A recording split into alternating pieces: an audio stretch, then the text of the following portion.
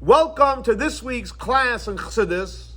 This week we're learning a beautiful, powerful Chassidic discourse from the Rebbe. The name of the Chassidic discourse is called Vichulu Hashemayim. The Rebbe said this Chassidic discourse in Shabbos Parshas Beraishis, which is also Mevorchim HaChodesh Marchshon, when you bless the month of Marchshon, in the year Tavshin Lamed Gimel.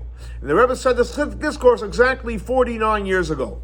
So the Chassidic discourse is based on the verse in this week's Torah portion where it says, "Vayichulu hashamayim va'aretz b'chol tzvam."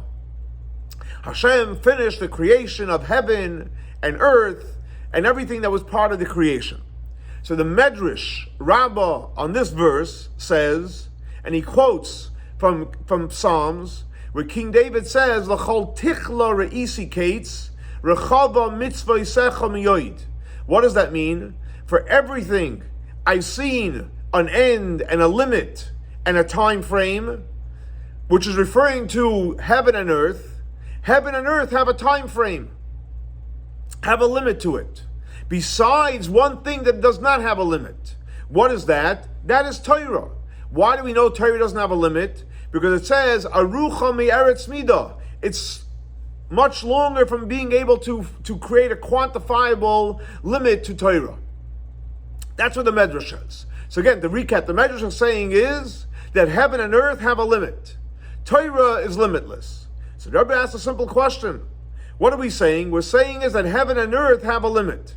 But the fact is we know that when Hashem created heaven and earth, you have within heaven and earth drawing in the powerful infinite light of Hashem. Ein Sof is in the world. And Ein Sof we know has no limit. And we know not only is there Ein Sof in the world, you also have the attribute of Ratzon, the power of Ratzon. And the power of Ratzon, Hashem wanted to create the world. And we know, for example, it says in the beginning of the Torah portion, Bereshis bara, in the beginning Hashem created. And if you look into the Targum Onkelos translates B'kadmin bra. Where what does that mean? Kadmin the first. It's referring to the attribute of Ratzon. Ratzon is a kadmoin. It's the first of the spheroids. And we know Ratzon is infinite. So since Ratzon for the world is infinite, so why does the Medrash say that the world is finite and Torah is infinite? The world technically also has a component that's infinite. And Rebbe adds as follows, and he says like this. In other words, how do we know that the heaven and earth is finite? So the Medrash is basing it on the fact that the verse, when it refers to Hashem finished creating the world, is Vayichulu. Hashem finished creating heaven and earth. And Vayichulu is an expression of limitless. It's limited. It's limited. It has a finite component to it. But the fact is, we know the Rebbe says, Vayichulu also has another translation. What's the other translation of Vayichulu? It's in the expression of Tainug. Tainug means a deep pleasure. It's in the sphere, it's part of Kesser. It's the higher level of Kesser. It's actually higher than Ratzon. In other words, that in heaven and earth, Vayichulu, Hashem drew in Tainug. So if that's the case, why are we saying that heaven and earth have a finite existence? You have in their Ratzon, you have in their Tainug, you have in their Ein Sof. So seemingly heaven and earth is also infinite. Not only that, to take it a step further, the Rebbe explains like this. We know by Yichulu Hashemayim, Hashem finished creating the heaven and the earth. What is that connected to? It's connected to Shabbos. But we know in reference to Shabbos, there's two levels. There's one level of Shabbos, where Shabbos we know is the seventh day of the week. And it actually includes within it also the eighth, which hovers over it, which is referring to the level of Bina. So one hand, Shabbos is the seventh day, and it's connected to the eighth. It's the eighth which hovers over it, and connected to the sphere of Bina. That's on one level. On the other hand, we know that Shabbos is connected to Tainug, deep pleasure. Like for example, it says, we say it in the prayers, Chemdas Yomim Oisei Karasa. We call Shabbos Chemda, which is Tainug. In other words, what sphere is that? That's referring to the sphere of Atik. So on one hand, Shabbos is connected to Bina, and the other hand, Shabbos is connected to what? To Atik. Now, what's the difference between Bina and Atik practically in our case? So generally speaking, the seven midos, the seven attributes, and also Bina, the sphere of Bina, are limited, are finite spheres. In other words, why? Because Bina is connected to the 6 midos from Chesed, Gvuras to Paris, and that's a Chod Yisoid, which is also finite. However, Atik, we know, is higher than Ishtalshalos. So we see that Shabbos has 2 components. On one hand, it's connected to finite, which is Bina and the 6 midos, and also it's connected to what? The idea of Tainug. Now, so since Vayichulu Hashemayim V'Aretz is connected to both components. On one hand, yes, it's Bina on the 6 midos, but on the other hand, it's also connected to Atik, it's connected to Tainug. So why does the Medrash say, blanket statement, that Shemayim V'Aretz has a finite component to it? Maybe it has a finite component also, but it also has an infinite component. So Rebbe is going to explain this with an introduction. We know, for example, that there's something which, with the Spherois, there's Seichel, there's intellect, Chachma Bina Das, and then there's the Keser, the crown, which in there you have Tainig and Ratzon. So we're going to focus in right now on 2 components of the Spherois. The component of intellect, Seichel, and we're going to focus in on the component of Ratzon, will. Now, Seichel, intellect, is its independent existence from the soul. In other words, let's say you have an intellectual idea, and you come up with the idea, the soul doesn't have to be into it once it's defined. It's not a soul thing. In other words, intellect is a calculated intellectual equation. So after you intellectually come up with an idea, you can write it up, you can put it on the table, and you can walk away. You're not necessarily connected to it. So intellect exists independent from the person. On the other hand, Ratzon. What is Ratzon? What means you want? So the essence is the wanting of the soul. And as the soul is invested in the wanting. In other words, like this, when it comes to wanting, it's an expression of the soul. When it comes to intellect, it's a factual 1 + 1 is 2. It has nothing to do with the soul. It's not connected to the soul per se. So because intellect is independent, and on the other hand, Ratzon is really an expression of the soul, that's why Ratzon is called Bli Gvul. It doesn't have a limit. Ein Sof. There's no end to it. Why? Because what is Ratzon? It's actually drawing in from the essence. So that applies to us as human beings and also as to Hashem. In other words, intellect is finite. It's an intellectual thing disconnected from the soul. But since Ratzon is connected to the soul and it's drawn out from the soul, it's drawn out from the essence, so it's infinite. Now, so you see again, we have intellect and Ratzon. Intellect is independent, it's finite. Ratzon, on the other hand, it's infinite because it's coming from the essence of the soul. Now, but now there it says there's 2 types of levels of Ratzon. Let's look at Hashem. Hashem had a want. He wanted to create the world, and he wanted for it to be Torah and mitzvahs, and we should learn Torah and do mitzvahs. Now, the wanting that Hashem wanted to create the world, the Ratzon, the will that Hashem had to create the world, is also drawing out technically from the essence of Hashem. However, even though it's coming, because Ratzon always comes from the essence of Hashem. But on the other hand, the will, the Ratzon that Hashem had to create the world, has a finite existence to it. Why? Because the source of the Ratzon is also finite. As we know, for example, there's the Ma'or, there's the source of light, and then there's the ray. So the Ratzon, the will to create the world, doesn't come from the Ma'or, from the source of light itself, but it comes from a shine, from a ziv and a ara, from a shine, from the glow, but not from the deepest depths of the essence. So the will, the Ratzon for the world, comes from an external place. So because it comes from an external place, the will to create the world is in a lower level, and therefore the world is finite. However, when it comes to the will, the Ratzon that Hashem had for Torah and mitzvahs, that's coming from the essence of Hashem himself, which is not limited to any finite calculation. So you have with the will for Torah and mitzvahs comes from Atzmos, from the essence of Hashem, not from the external part, like when it comes to creation of the world. And here it brings actually from the Zohar. The Zohar says, on the verse in the Torah when it says, V'yikchu li, you should take to me. So li means you should take it to me. But li means, the Zohar says, li, Me, myself. In other words, when you learn Torah, you're taking me, Hashem. You're taking the essence of Hashem. So when we sit and learn Torah, we study Torah, we meditate in Torah, we're taking what? We're not taking the ray, an external part of Hashem. We're taking the essence of Hashem. Like, for example, it's explained in other places where it says in the Ten Commandments, the opening commandment, Anoichi Hashem Elokecha.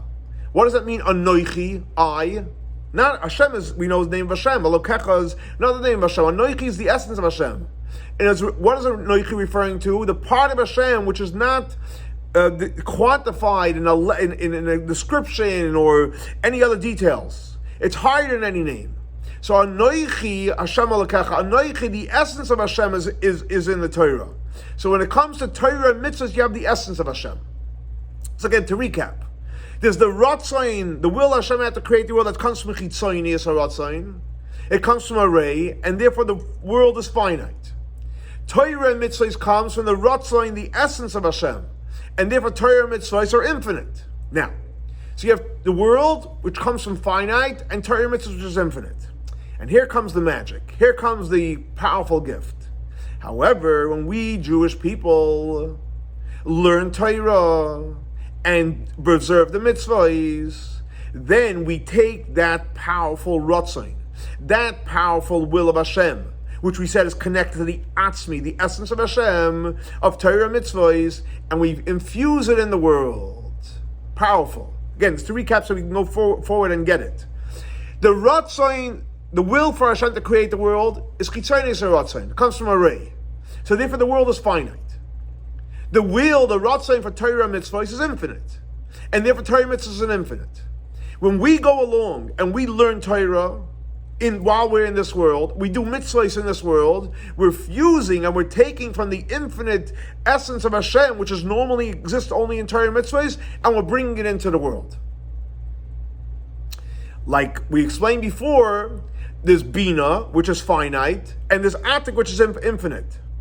And the goal is to reveal Atik in Bina. Even though Bina is finite, you want to reveal Atik in Bina. In other words, Bina by itself, it says, Bina's aim reivetzes ala afroichim. It's the mother hovering over the children, which is referring, what are the children of Bina? The 6 midos. And the 6 midos, we know, they're finite, they're limited. 6 sides. But when we do our spiritual work, then we draw into Bina from its source. And the source of Bina is the Pnimius, the internal part of Atik. As we know the expression in Zohar, Pnimius Bina, Pnimius Atik. What's the source of the internal part of Bina? Pnimius Atik. So when we learn Torah in the mitzvahs, we're drawing in Atik into Bina. Up until the point when Atik gets revealed, we're in Bina. Just like the Rebbe says, this is exactly what happens in Rosh Hashanah. What happened in Rosh Hashanah? In other words, what happens in Rosh Hashanah?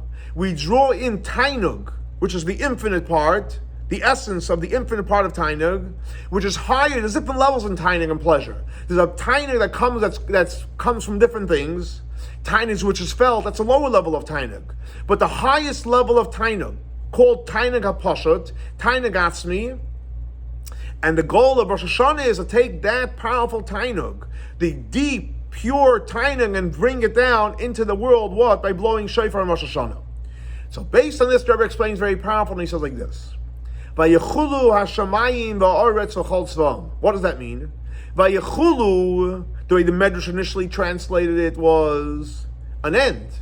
But Viכולו actually means an expression of Tainug, deep pleasure. What does that mean? But on the other hand, we know that only applies to Torah mitzvahs. So Viכולו השמים והארץ, which means Tainug, which is really disconnected, not connected to the earth and the heaven. But when we do our spiritual work, then by Yechulu, then we draw in Tainug into Shemayim and Aretz, into the heaven and the earth, in the physical heaven and earth. And just like the first human being, Adam Arishon, the first man, what happened on the 6th day of creation, and that's actually when by Yechulu was said, so he called everyone together and he said, Boyu nishtachva v'nichra b'nivrcha lefnei Hashem Aseinu. Let's bow down, let's prostrate, and let's bless the infinite God that made us. So up until Adam HaRishon, there was the world, and there was God. Adam HaRishon says, no, let's connect God to the world. Let's bring in blessings into the physical world. And that's why it says, whoever says Vayichulu, which again, now we know the inside of Vayichulu, taking Tainug and bringing it down to the world, you become a partner with Hashem. You become a partner with Hashem. In what? In the creation of the world. Because until you say Vayichulu, the world is a physical world. And when you say Vayichulu, you draw down Tainug into this world, now you become a partner with Hashem. You're infusing the world with God and godliness, the infinite God and godliness. Why? Because when you say Vayichulu, which means practically you're drawing in Tainug, the highest level of Tainug, into the world, so the person makes Shamayim Chadashim ve'eretz Chadasha. You make a new heaven, so to speak, and a new earth, one that's infused with the infinite part of Hashem, which is higher than the heaven and earth on its own. Because the heaven on earth on its own is finite. On the other hand, when we say Vayichulu, we draw in the infinite part into the world. And the Rebbe quotes from the Talmud, where the Talmud says that G'doilim Maaseh Tzadikim and Maaseh Shemaim Aretz, that the acts of tzaddikim, it means people that bring godliness into the world, is greater than the actual creation of the world. Why? Because when a tzaddik goes ahead and makes a blessing and learns Torah and does mitzvahs, what you do then is you draw down Tainug into the creation of the world. And that's why we know that what was the old purpose and why did Hashem create the world? Because Hashem wanted Hashem wanted a dwelling place where in the physical world. He wanted there should be a physical world, a finite world, and we should do our spiritual job by bringing Tainug into the world. How does that happen? It doesn't happen by itself. It happens by doing our avodah of learning Torah and doing mitzvahs specifically in the world, and then we bring the infinite Hashem into the world. And just like when originally Hashem created the world, so it says in the prophets, Sheikav Amud of Sheish, in other words, that Hashem wanted, and He had a desire to create the world. Now, why did Hashem have a desire to create the world? Not that it should be a physical world, so that we should come into this world, learn Torah and do mitzvahs, and draw down godliness, the infinite part of Hashem, into the world. And the reason why Hashem desired it is because of our avodah, because of our spiritual work. And like it's brought down in many places in Kabbalah and Chassidus, that based on the verse that says in the prophets, Im HaMelech b'mlachta, we're together with Hashem in His work. In other words, what does that mean? That when Hashem created the world, who was He envisioning? Who did He consult with? With the souls of the righteous people. What does that mean, righteous people? Anyone that learns Torah and does mitzvahs and prays in this world, this is what Hashem had dreamed of. That we should finish the job by bringing Tainug and the infinite part of Hashem into this world. And that's why specifically, when we do our spiritual work, we draw in and we reveal in the physical world that Hashem created real Tainug, real deep pleasure, which is the component of that HaKadosh Baruch Hu Liyos Lo Yisborach with the Tainug. Hashem wanted to have a dwelling place into this world. What does that mean, a dwelling place? The infinite Hashem should dwell in this world. And that's why it says, "V'karasa l'Shabbos oinig." What should you call Shabbos? Oinig, real deep pleasure. In other words, that we, by doing our avodah, we draw down into Shabbos Tainug. Which Tainug? The infinite Tainug. Up to the point where literally the physical world, the good meat you're supposed to eat on Shabbos, the wine you're supposed to drink on Shabbos, and all the other delicacies people like eating on Shabbos, the goal is to bring down God and godliness into the physical world. And that's why it says, Vayichulu Hashemayim Ba'aretz Chatzvam. And again, Vayichulu means, now we learned a whole new insight. Vayichulu means Tainug. The idea is to bring Tainug into the world. And just like the first human being, Adam HaRishon, he effected completion in the creation. When he stopped and he said, no, let's thank Hashem, let's prostrate ourselves, let's bless Hashem. So the same thing also, every single one of us, through our spiritual work, we could make a dwelling place for Hashem down here in this world. And just like when Hashem wanted to create the world, He looked into the Torah, and that's what He used to create the world. The Torah is the blueprint for the world. So the same thing also us. When we learn Torah, the world's created. We keep the world alive. Hashem created the world through Torah, and we keep the world alive through Torah. That we literally make new heavens and new earth. And the Rebbe quotes and he says that in the beginning of creation, what does it say? Eile toldos hashamayim va'aretz. This is the birth of the heaven and earth, when Hashem created it. Now if you give a look, the word toldos, so toldos is spelled with two vavs. It means it's called mole, it's complete. Hashem created it complete. Hashem created a complete world. But when we do our work, then we create a second toldos, a second completion. When is that? We know it says in the prophet by Ruth, it says, Eila Toilos, this is the offspring of Peretz. And over there, Toilos also says with a double vav, which is higher than the initial Toilos of when Hashem created the world. So Hashem created the world, was complete from the level of heaven and earth. But when we do our avoid, it becomes complete in a whole different level. When is ultimately this all going to happen? When we're going to have the redemption, the true redemption, the complete redemption, which is going to happen through Mashiach Tzidkenu. Because what's going to happen when Mashiach comes, we know, as the prophet says, Oz efay chal amim safa rura lekroi kulam b'shem Hashem la'avdei shechem echad. Everyone's going to have the clarity. Everyone's going to have the clarity to realize that Hashem is the one that created the world and maintains the world. And we're all going to serve one God. And as the prophet says, V'hoya Hashem lemelech al kol haaretz. God is going to be the king over the whole earth. By Yoimahu, when that day, when we finally finish our job of making this world a godly place, Hashem is going to be one, and everyone's going to call the same one Hashem. And as the prophet says, Hashem is going to be totally revealed. Everyone's going to see, Ki pi Hashem dibar. That's just one. Hashem is the one that's speaking. And what does that mean, pi Hashem dibar? That literally the physical flesh, not only our godly soul, but our animal soul, our physical body is going to see that it's all God. When is that going to happen? It's going to happen when B'Karev Mamish. It's a beautiful Chassidic discourse, going to change our whole perspective by Yichulu, because it shows us that we're really partners with Hashem. And by us doing our spiritual work, learning, praying, doing mitzvahs, we bring the real timing in this world. We partner with Hashem, and we create the ultimate completion when everyone will realize that Hashem is the one that created the world, maintained the world, and the Rebbe says ultimately we'll all merit this to happen with Mashiach Tzidkenu. Have a great week and a blessed week. Thanks for joining us for our class on Chassidus.